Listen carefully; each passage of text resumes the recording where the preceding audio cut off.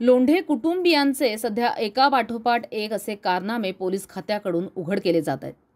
ऐन दिवाळी सणात बॉस आणि चिरंजीवांच्या मागे चांगलीच साडेसाती लागली आहे।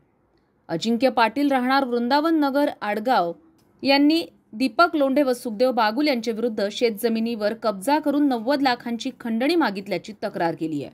2024 ते 2025 त्र्यंबकेश्वर रोडवरील एका हॉटेलमध्ये संशयित सुखदेव बागुल राहणार मुरंबी, दीपक लोंढे राहणार सातपूर या दोघांनी संगनमत करत मुरंबी येथील शेतजमीन मयत हरी बागुस यांनी विक्री केल्याचं भासवत रजिस्टर, साठेखत करारनामा, विशेष मुखत्यारपत्र तयार करून पाटील यांच्या कब्जातील शेतजमिनीवर अवैध कब्जा केलाय। परत देण्यासाठी 90 लाखांची खंडणी मागितली। पैसे न दिल्यास जीवे मारण्याची आणि ॲट्रोसिटीचा खोटा गुन्हा दाखल करण्याची ही धमकी दिली आहे।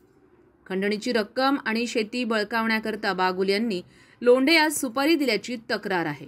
याचा तपास वरिष्ठ निरीक्षक मधुकर कड करत आहेत। सध्या पोलिसांच्या ताब्यात असलेल्या दीपक लोंढेच्या अडचणीत अजून वाढ झाली आहे। संविधान न्यूज, नाशिक।